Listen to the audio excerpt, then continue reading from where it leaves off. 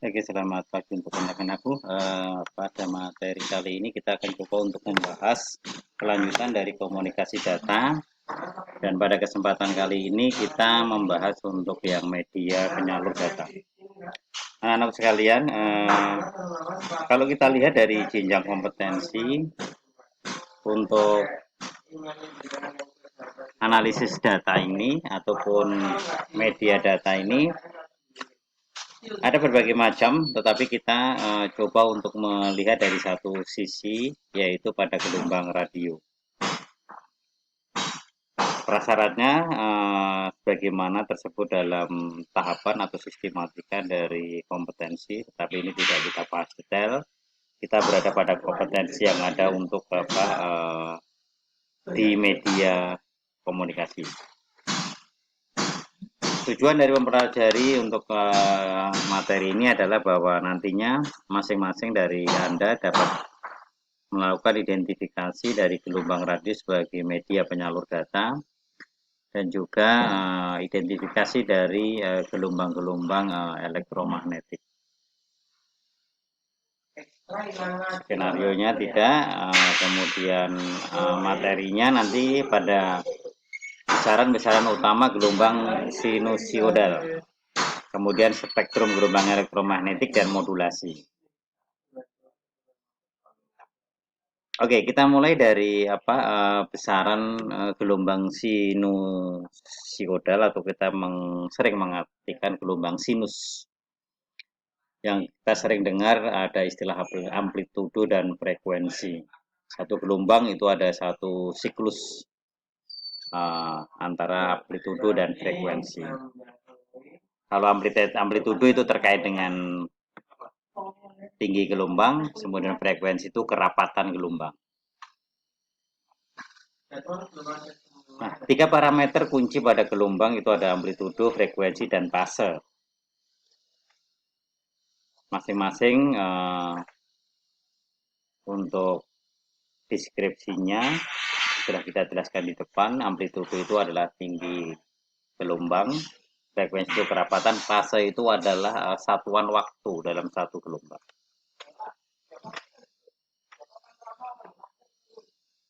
Kalau di gambar akan dilihat bahwa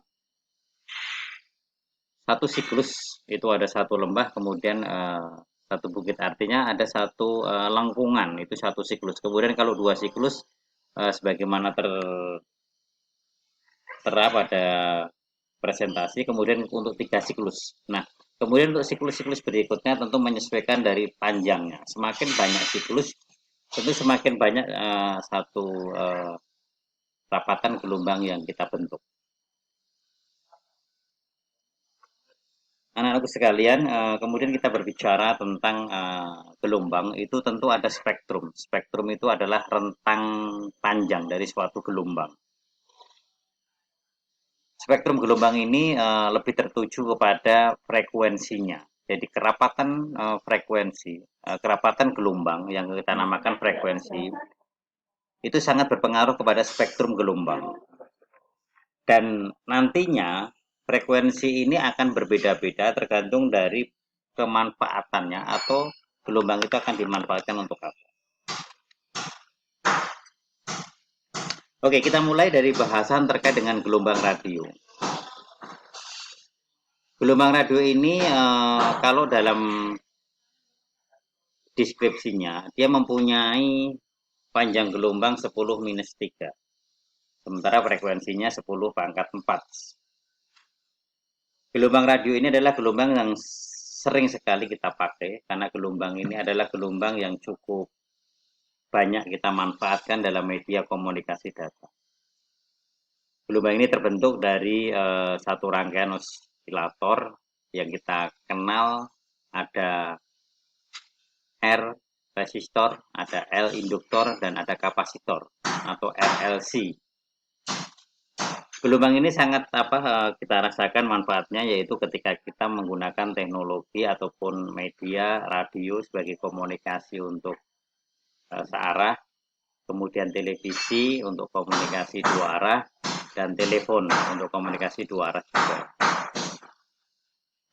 Pemanfaatan bahwa media gelombang radio ini secara jangkauan itu sangat luas, sehingga gelombang ini ataupun media ini banyak dimanfaatkan untuk pancaran-pancaran ataupun media ketika akan menyampaikan dalam skup yang lebih global. Artinya dia bisa menjangkau ke jarak jangkau yang cukup panjang.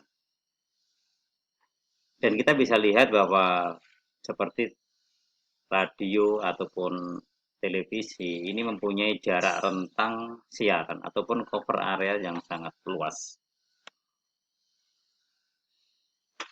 Kemudian di bawahnya itu kita mengenal gelombang mikro. Gelombang mikro itu mempunyai panjang 10-2 dengan frekuensi 10⁸.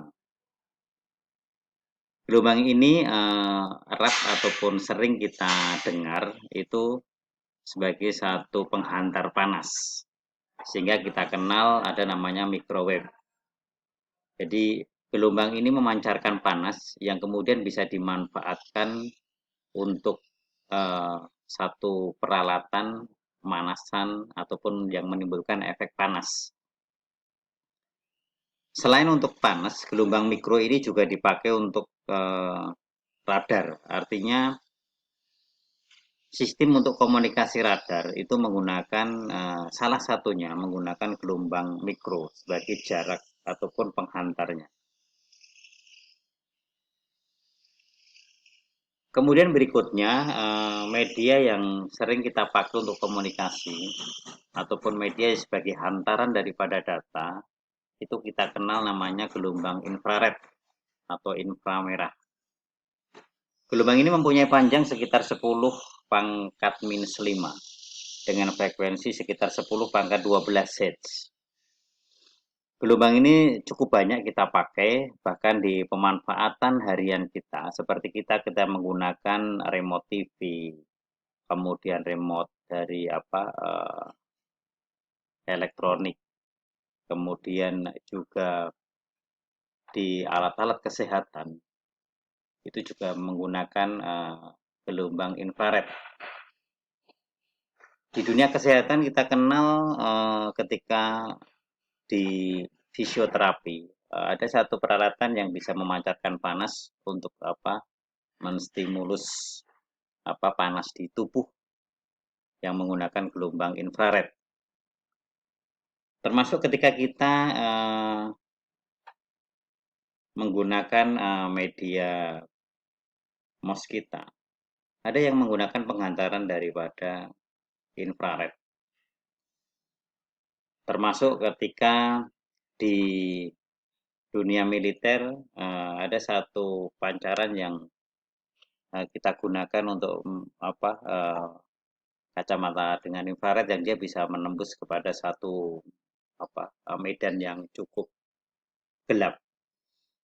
Gelombang ini cukup familiar dan sampai saat ini masih kita gunakan di beberapa kebutuhan, di beberapa pemanfaatan untuk kehidupan, baik itu di masyarakat, di kesehatan, kemudian di militer ataupun di pertahanan.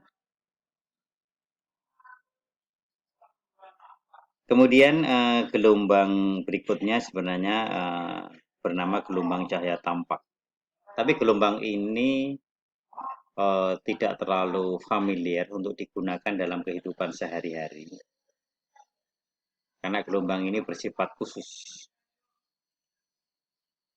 Nah, kemudian gelombang yang sering dan sampai saat ini kita pakai yang umum adalah gelombang ultraviolet. Gelombang ini mempunyai panjang 10⁻8 meter dengan frekuensi 10⁻16 Hz. Gelombang ultraviolet ini muncul ataupun dihasilkan oleh transaksi elektron dalam orbit. Kalau kita kenal mungkin gelombang ini ataupun sinar ini dapat kita rasakan dari sinar matahari, kemudian dari lampu merkuri dan lain-lain. Kemudian secara fungsi gelombang ultraviolet lebih banyak dipakai untuk kesehatan, yaitu untuk sterilisasi, kemudian untuk penonaktifan dari virus atau bakteri, kemudian untuk hal-hal yang memang digunakan untuk uh, dunia kesehatan.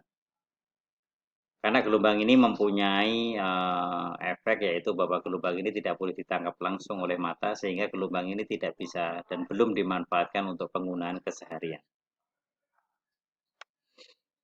Gelombang berikutnya yang kita kenal sebagai hantaran data adalah gelombang X, atau kita kenal dengan sinar X, atau dalam bahasa medis orang sering mengatakan sinar Röntgen, mengadop dari penemunya yaitu Röntgen. Gelombang ini mempunyai panjang 10 pangkat minus 10 meter dengan frekuensi 10 pangkat 18 Hz. Sinar Röntgen ataupun gelombang sinar X ini lebih banyak dimanfaatkan untuk kegiatan di rumah sakit ataupun kegiatan kesehatan untuk pengambilan gambar yang dia bisa menembus satu lapisan fisik, yaitu kulit. Tentu karena gelombang ini mempunyai frekuensi tinggi, gelombang ini tentu mempunyai efek radiasi, sehingga pemanfaatan gelombang sinar X ini mempunyai standar-standar khusus sesuai dengan yang ditetapkan oleh kesehatan dan tidak bisa digunakan sembarangan di dunia-dunia yang memang tidak terkait dengan kesehatan, karena gelombang ini mempunyai risiko terkait dengan hantaran daripada uh, sinarnya. Gelombang sinar X ini tentu kita sudah rasakan manfaatnya ketika kita melakukan rongsen, baik itu untuk mengambil rongsen di tulang ataupun rongsen di abdomen, di perut, kemudian rongsen di dental ataupun gigi dan lain-lainnya. Dan mungkin dari Anda sekalian pernah merasakan manfaat dari gelombang ataupun sinar X ini ketika Anda berinteraksi dengan rumah sakit untuk pengambilan gambar dengan sinar rongsen. Kemudian ada berikutnya yaitu gelombang sinar gamma. Gelombang ini mempunyai panjang 10 pangkat minus 12 meter dengan frekuensi 10 pangkat 20 Hz. Nah, gelombang ini cukup berbahaya karena gelombang ini ataupun sinar ini atau hantaran panas ini, komunikasi ini, dia dihasilkan dari satu peluruan radioaktif ataupun inti atom. Sehingga gelombang ini mempunyai panjang gelombang yang kecil, sehingga dia bisa menembus untuk satu bangunan fisik, bahkan dia bisa menembus untuk plat besi, karena pancarannya dia bisa menembus kepada satu rongga-rongga yang demikian tipis ataupun demikian tebal. Fungsi gelombang ini ataupun sinar ini biasa dipakai sebagai alat-alat kesehatan berwujud radioterapi, untuk sterilisasi alat-alat kedokteran, juga untuk membunuh sel-sel kanker ketika kita ada di rumah sakit, yang kita kenal dengan namanya treatmentnya ataupun terapinya radioterapi, ya dihasilkan dari gelombang ini. Karena gelombang ini bisa menembus kepada satu ketebalan ataupun bisa menembus kepada lapisan yang paling kecil. Dan tentu karena gelombang ini sangat berbahaya, tentu penggunaannya sangat diawasi ketat. Itu gambaran daripada gelombang dari masing-masing yang kita temui dalam kehidupan keseharian di masyarakat dan dalam penggunaan keseharian. Materi ini sebagai materi awal pengenalan daripada media gelombang sebagai salah satu media hantaran daripada komunikasi data kita. Meskipun gelombang-gelombang tersebut lebih didominasi untuk dunia-dunia medis, tetapi beberapa gelombang bisa kita pakai untuk hantaran-hantaran dalam media penyampaian data kita. Yang paling utama tentu kita lihat tadi adalah gelombang radio yang kita rasakan manfaatnya untuk kali ini. Demikian anak-anakku pengantar kali ini, nanti kita sambung berikutnya pada apa itu frekuensi modulation dan amplitude.